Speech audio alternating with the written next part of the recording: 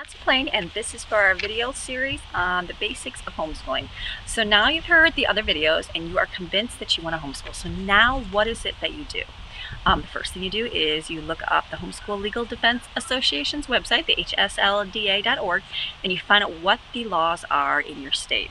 I know in our state, in my old state, Michigan, there were no laws. I didn't have to register my children. I didn't have to tell them what I was doing. I didn't have to do anything, which was really convenient and good. And then I moved to North Carolina, and for North Carolina I had to have some requirements, and they were very simple requirements. I just had to register my school, so we made up our school name, and then I also had to show that I was a high school graduate, and I had to give them my diploma.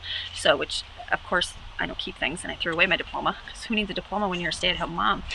And so I just contacted my old high school before I moved, and they gave it to me. It was real simple. So that was just requirements here, and then we had to, each year I have to register my children that are going to do school. So that's not a big deal for us. So that was something we have to do. So that's, you'll have to see what the laws are for your own state and what you need to do. If you, let's say you want to do like, I know I have a friend here that wants to unschool her child, and so she's not old enough yet, but there's testing, you have to test and things here in North Carolina, and so she was more afraid that she's not going to be able to unschool her if she's going to have to test her each year. But don't let that scare you. There is someone else in your area that is doing the type and approach to schooling that you'll want to do. So you just have to learn from the veteran homeschoolers how they get along around, I guess, the legality of homeschooling, because don't let it scare you. Don't let it scare you because you have to test and you don't teach your child a certain grade level, you do it differently. Don't let that scare you. There is ways and creative ways to get around it, but you still can do it, but not have to conform to the way the government's telling you have to teach your school. And then you have to also decide when you're going to school.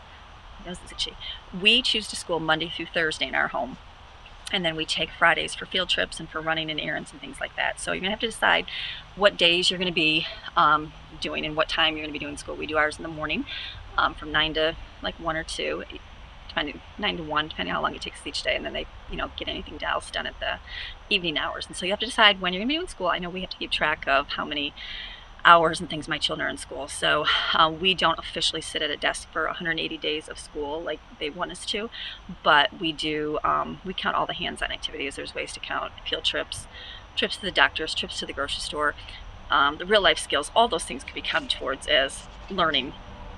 So don't get scared that your child has to sit there for 180 days straight at a desk like they do in regular school. There's ways to get around it. And then also, what about if you have pulled your child from school and they're going to do homeschooling for the first time this year? That is going to be a period of transitioning for you. So I would don't start off right away. If you pull them out of school, don't bring them home and start doing homeschooling, because they're not going to like it. Give them time off, give them a couple weeks off.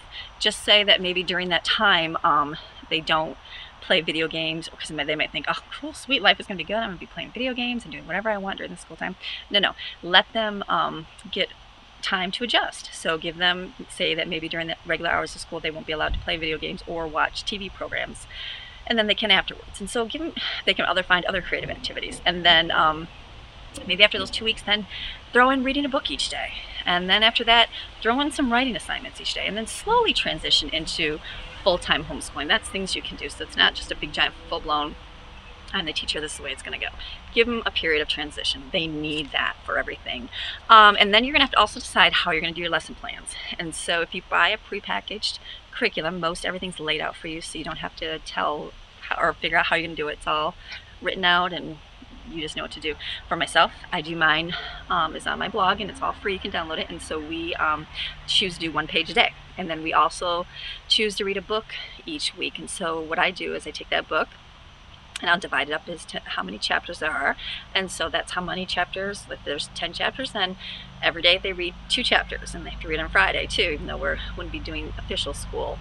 So you're gonna have to decide how that's gonna go for you, and that'll be your own personal thing. I know if you add something in, like if we're gonna do art class, I have to add that in on, okay, well, you have to do 2 days a week and do art class, or things like that. So all things you have to decide when you're going to be homeschooling. Just divide up your time, write it all out in a little schedule. Make yourself a little monthly